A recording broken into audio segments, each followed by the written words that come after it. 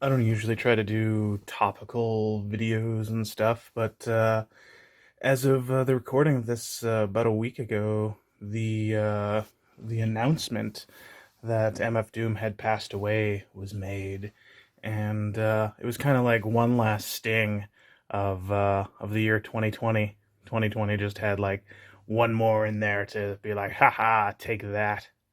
So I thought it might be interesting just to kind of do a brief overview of his career and what some of his CDs I felt meant to me, because that's what people do when a celebrity dies. They talk about what that celebrity meant to them, and there's always this weird feeling of guilt, like you're not worthy. You're not worthy of. You didn't know them personally, but some people react to some things. Some people feel a connection, and I didn't really feel any kind of like, oh God, I'd sure like to meet him. I know we'd be best friends. I actually kind of think the opposite. MF Doom, despite being a hip hop icon, probably didn't really care all that much about what was going in hip hop. He admitted numerous times, he was like, "I'm just really good at this, so I'm gonna do it for money," and and that's kind of what he was about for the last few years. So let's start at the start. His very first album, Operation Doomsday. A lot of people consider this to be, you know, the best album is always the first album for some people. But I can be honest, I haven't listened to this album as often as I've listened to some of the other ones. I remember it definitely has a lot more of a bit of a bluesy sound to the beats.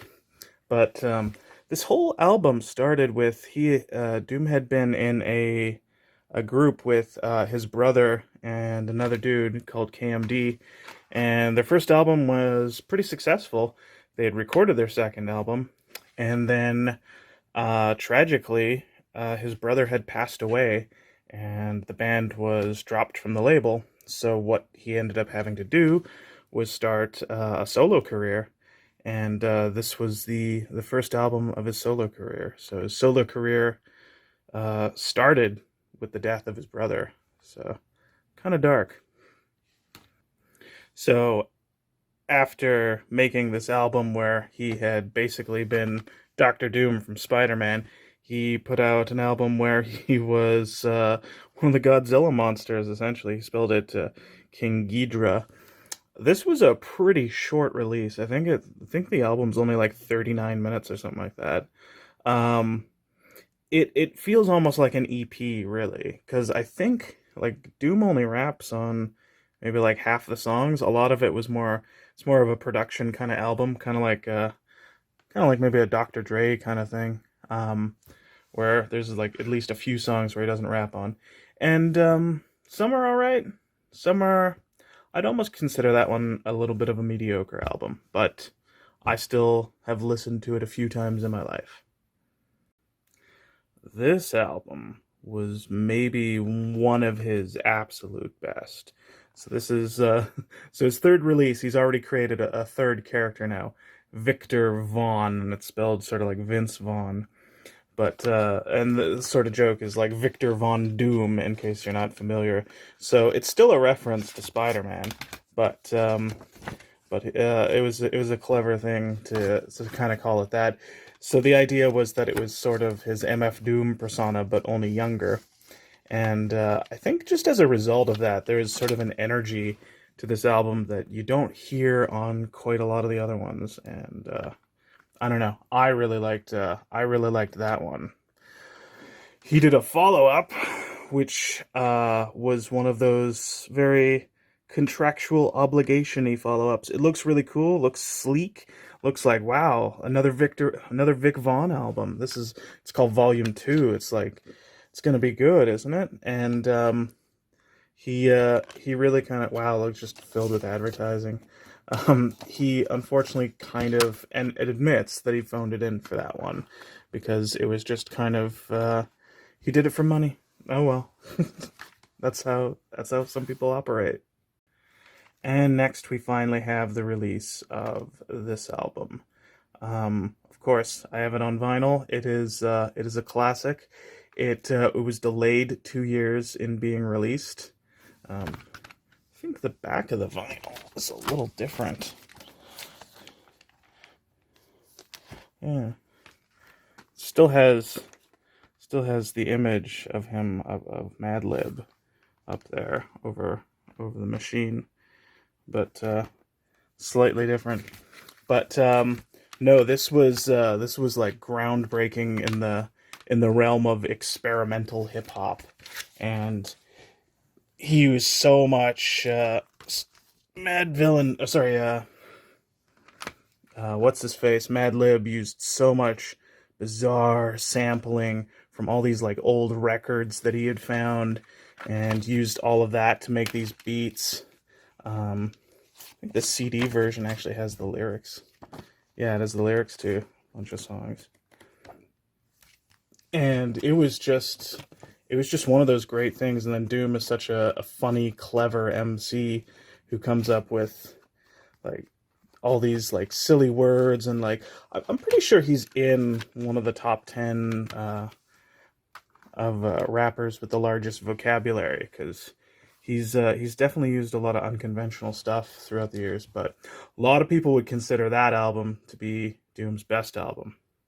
However, a lot of people would consider this album to be his best album, the one that came out next, Food. I believe in an interview, he said that the sampling just for the first song took about a month to compile. And this is like a concept album where every song is loosely based around food in some capacity. And this is the special edition that actually comes with a live DVD, which is pretty awesome actually. I was pretty happy with that. I think it's like an hour-long show. I can't remember, but yeah, and wasn't it designed kind of like, yeah, it's designed like a menu at a restaurant. Oh, this is so cool. Yeah, this is like, there's a reason a lot of people really love this album. Some of the humor on it is just great. Some of the skits just sound like the kind of thing that someone with a really good sense of humor would make when they were just dicking around with recording equipment and finding samples. Like, there's one great track that has a cut of like a kid saying like, "I lost a limb," and then an adult saying, "Good." And then the kid saying, "Stop it, father," and it's just, I don't know why, and it's just like over top of the music, it just has such a funny, like, just a funny sound to it. Like, I can't do it justice. I shouldn't have tried to just do it justice. Might as well just talk about some of these other ones. He did have a live album that came shortly after the success of Food and Live for Planet X. It does have a track list. It's got, of course, some songs from Food on it, but unfortunately, I recall this actually taking, the whole album is all on one track. So a live album, but all on one track. So a little annoying, but if you're just popping it in your car and listening to it from beginning to end, it's aight. So the next one that we have is, actually I have two versions of it. This is the original version, and then there's some where you can get the cover where it looks like that. I think there's a few alternate covers because it is a bit comic booky, but this was an interesting collaboration. By the way, this is the only difference is this is the version that has bonus tracks, has I don't know, like quite a few bonus tracks. Instead of being 14 songs, it's 21. Okay, so quite a few. But the whole thing about this album is it was in a collaboration with Adult Swim, like the guys that do Rick and Morty. But it's, of course, all the Adult Swim shows that were on at the time. So Space Ghost from Coast to Coast, Aqua Teen Hunger Force, lots of Aqua Teen Hunger Force. But I gotta say something kind of weird. This is my favorite album by him. Like, this is, I don't know, and it isn't because of, growing up on Aqua Teen Hunger Force or anything like that. It's because I feel like a lot of the flows and the raps and the beats that Danger Mouse makes on just complement the rap so well, and there's just really cool reference, and it might have been some of the restrictions. Sometimes creativity comes out of certain restrictions, and I know that there was they knew early on that they were going to have a kind of like censorship with that album. Because they kind of wanted to make it like the TV shows where if there was swears, they would have like the beep noise. Um, and I don't know, I think just out of that, he ended up writing a lot more creatively and, with like Shakespeare references and obscure, just cool stuff going on in it. So that's one of my favorite albums. Probably my favorite. Time wise, at this point, I should point something out. From here to here is only about 2.5 year span for his entire career. This is 2003. This is mid 2005. So he put out a lot of stuff in the early 2000s.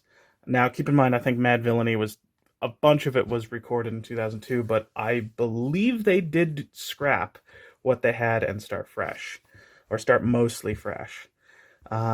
So it wasn't until 2009 that we had this album that was just under the name Doom. And this was, some people say it's technically his last solo album under Doom, because he had MF Doom, and Food was under MF Doom, and then this was just under Doom. But I don't know, I still consider some of the other stuff to be like a solo album. I mean, just because he's not necessarily producing the tracks doesn't mean producing the tracks and rapping on it doesn't mean it's not a solo album. Plenty of people have others produce the sound for their lyrics, right? But yeah, this one I also haven't listened to as much as I probably should, and but it is I listened to it just a few weeks ago, and it flows quite nicely. It was a good thing. That was around 2009. This is the album that some people might consider to be his last solo album, and this is a special edition that comes with a bonus disc of like 4 new songs and 5 remixes. But I don't open this often. I intentionally tried to keep it sort of in a digital format, but and then just listen to it that way so that I wouldn't be opening it constantly. But it's an interesting packaging going on in this thing. And then we have like the disc is in, or is this the bonus? Yeah, the bonus disc is in its own little container thing here. And then a lot of people that if you just bought the regular version of the album, it looks like this. So it's just those 15 tracks. Kind of looks like a weird lazy cover, Key to the Cuffs. Just some sketches there. But no, this was pretty fun. Had some of the cool. Check out the music video for Hello Governor, or sorry, it's just called Governor.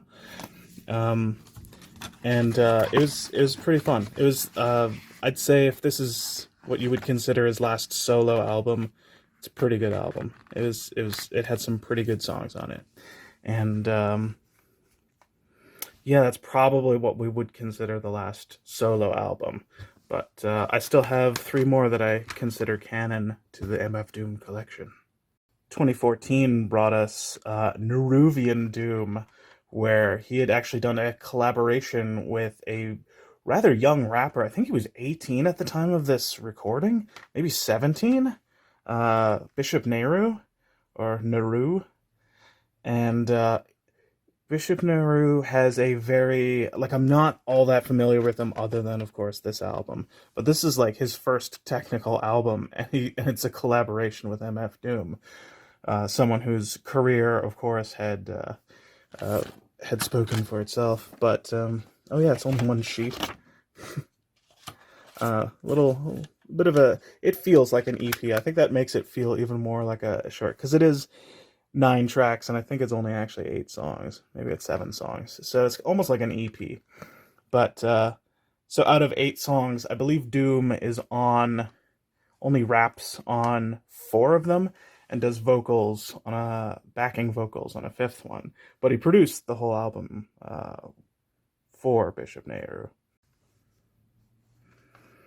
And second last one we'll mention, I guess. I'm glad stuff like this exists. This is called Unexpected Guests.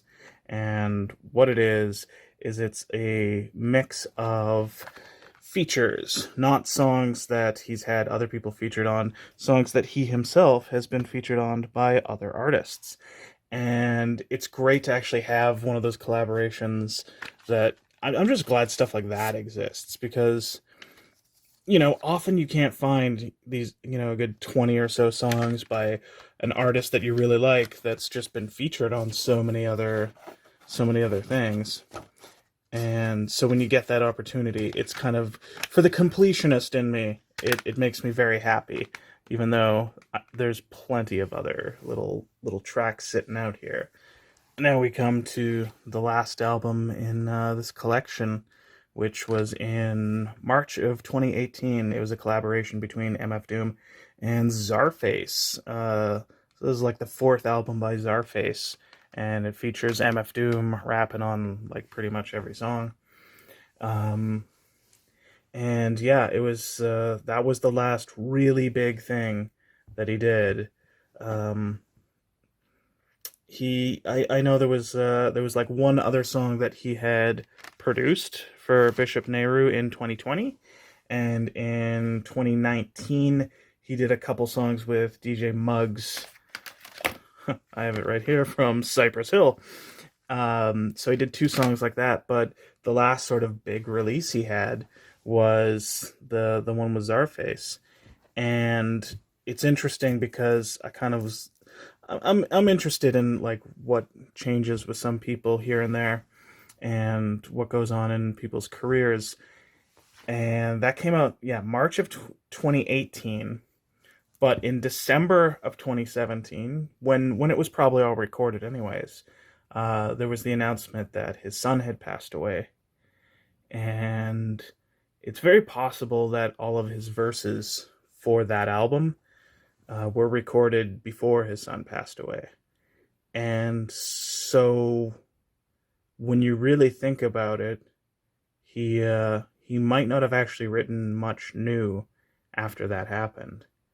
And now, of course, he's passed away. So there's been a lot of deaths kind of just surrounding his own career. And yeah, it's kind of messed up to think his solo career started with the death of his brother and ended with the death of his son.